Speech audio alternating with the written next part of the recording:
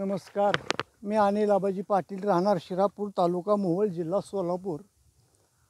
आज मी सकाळी आपले सावळेश्वरचे मंडल अधिकारी साहेब यांना फोन लावला होता।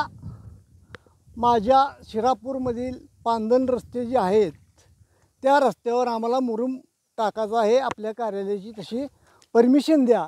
हा मुरुम आम्ही स्वखर्चाने टाकतो असं पण मी त्यांना बोललो फोनद्वारे। परंतु हा शिरापूरपासून हा पांदन रस्ता 1.5 किलोमीटरचा आहे। 30 ते 40 शेतकरी ह्या रस्त्यावरून येतात। ही बघा ही परिस्थिती, दूध घेऊन जाताना माझ्या शेतकऱ्यांनी कसं जायचं सांगा तुम्ही। बघा गुडघे एवढं पाय घुसते माझं सध्या। अशी परिस्थिती असताना महाराष्ट्र राज्याचे महसूल मंत्री बावनकुळे साहेब सांगतात पांदन रस्ते खुले करून द्या शेतकऱ्यासाठी।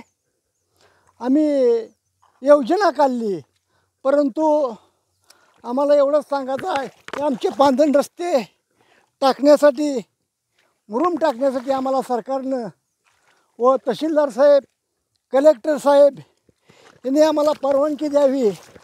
का तर माझा शेतकरी ह्या गुडघ्याएवढ्या चिखलातून 1.5 किलोमीटर जातोय।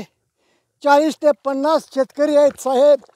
म्हणून मला प्रशासनाला एवढंच सांगायचं आहे, या 8 ते 10 दिवसात मला मुरुम टाकण्याची परमिशन द्यावी आणि ही रस्ते मला शेतकऱ्यासाठी खुले करायचे आहेत आणि मुरुम टाकून दुरुस्त करून शेतकऱ्याला न्याय द्यायचं काम मला करायचं आहे।